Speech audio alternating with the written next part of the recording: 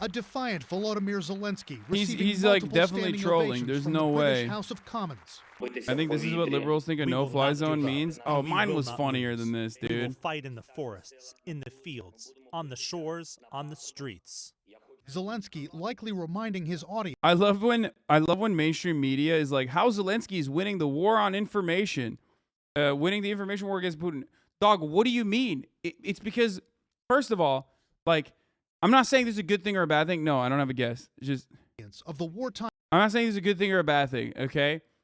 But like I'll give you an answer to that question, okay? The answer to that question is because Russian state propaganda is completely banned in the Western world, and also Western media is simultaneously doing propaganda for Ukraine and trying to offer moral support to Ukraine.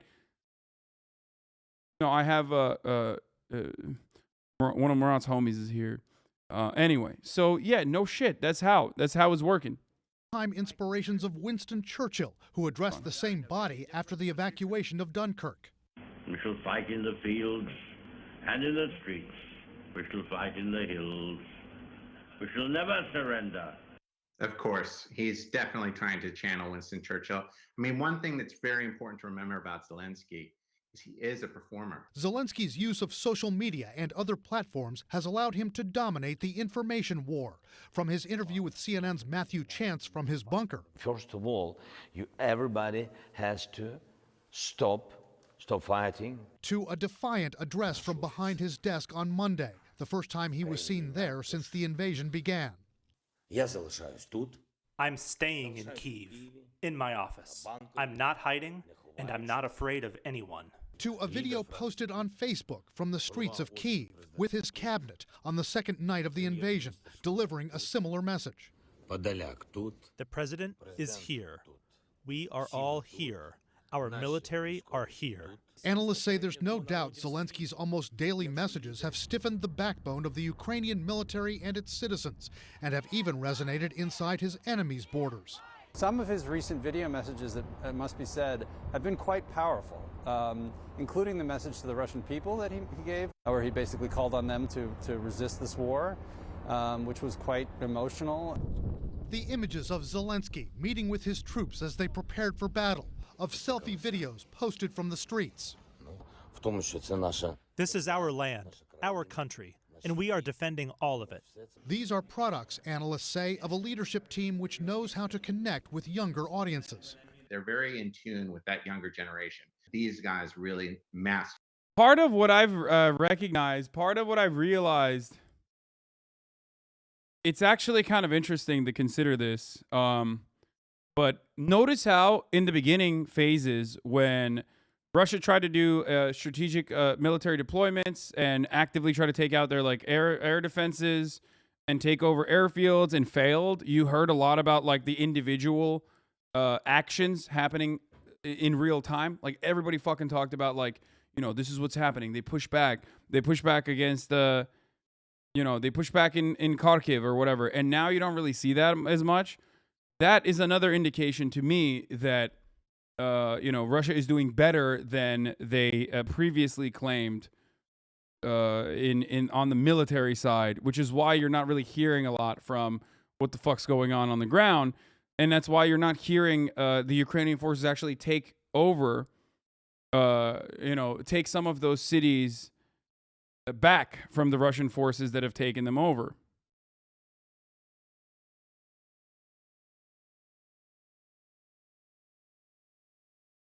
In a way that has been very effective. Contrast that with the autocrat in the Kremlin, who sits distanced from aides at long tables and whose messages to his country seem increasingly disconnected.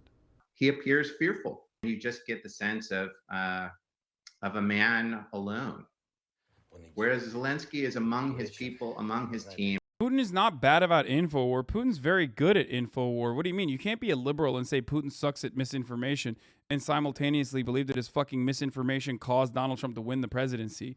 Okay? You can't hold both of these ideas at the same time. No, Putin is very good at fucking spreading misinformation. If anything, they have a long history of being able to do that successfully, okay? And so is America, by the way.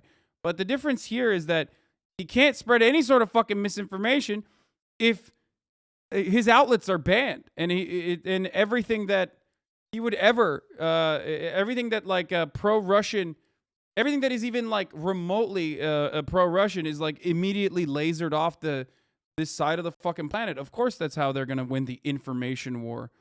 You know, that's what it is. What should I do if I'm from Ukraine and I can't leave? You know, it's like I am 20 years it's literally like fucking the Harlem Globetrotters playing against that other fake basketball team, and it's like, wow, why are the Harlem Globetrotters just fucking dunking on these guys? You know, it's like, I don't know, maybe because clearly that there is like the Washington Generals, like the Washington Generals are not supposed to win in that situation.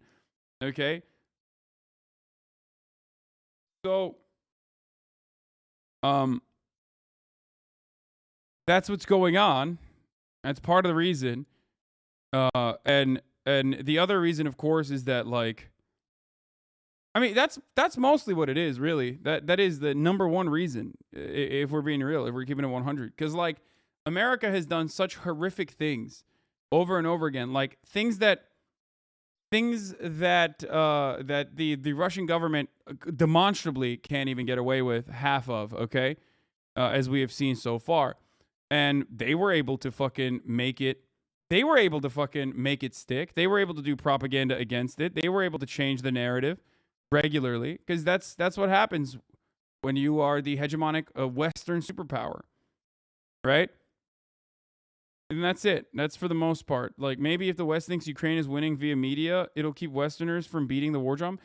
No, it's not. As a matter of fact, it probably has the worse outcome here, which prolongs the protracted people's war against the Imperial Russian forces.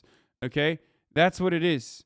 The concept is that it extends the insurgency, and it probably pushes Zelensky further and further away from making concessions, while making the violence on the ground worse overall, because the Russian forces are going to keep squeezing, and they're going to keep getting worse and worse with their they're going to keep getting worse and worse with their fucking with their violence.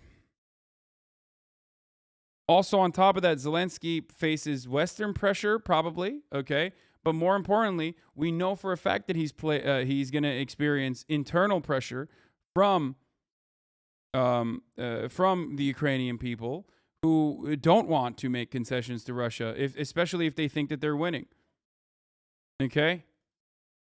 Makes it way, way harder for them to negotiate. You know so little about this conflict. Yeah, you're right. Anyway. Sussy chat is sussy.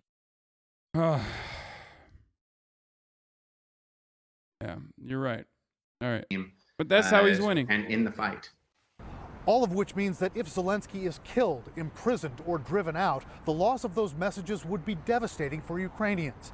Analysts point out. No, if Zelensky's killed, imprisoned, or driven out, it would be devastating for Ukrainians, because Ukraine would literally fucking never, ever come to a peaceful solution, understandably.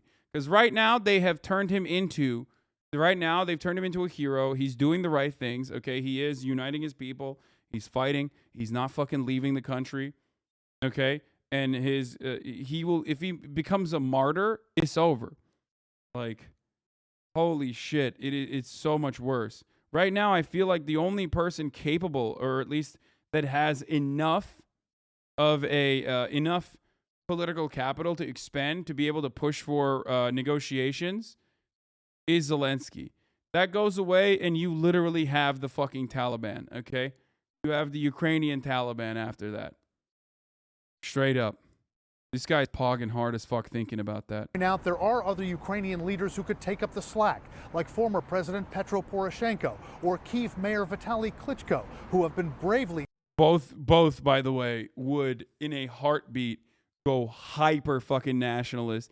Specifically, Klitschko, that was mentioned in the conversations that the Americans were having. Remember, in the Ambassador Nuland conversation, Nuland versus the Ukrainian ambassador, they were like literally talking about Klitschko and how easily like how great it would be if they could put Klitschko in a position of power. So just remember that. Like, Zelensky is a lib. He's a centrist. And yeah, of course, he has like corruption charges on himself. Okay. And, you know, he's in the Panama Papers, yada, yada, yada. It doesn't matter. He is nothing. Like, he is nothing in comparison to what Klitschko would do. Or his administration, his leadership is tame in comparison to fucking what Klitschko would do for the most part, I think. Okay? Or even the previous leader, squeaky clean in comparison. No, not squeaky clean, but it would be much, much worse is what I mean. Thanks for the coverage everyday, Hassel. Transmitting messages from the streets, but it's unlikely they would have the residence of Volodymyr Zelensky. Brian Todd, CNN, Washington. Was really an amazing moment, right? This was President Zelensky speaking to the British House of Commons yesterday, and he seemed to evoke Winston Churchill. Let's listen.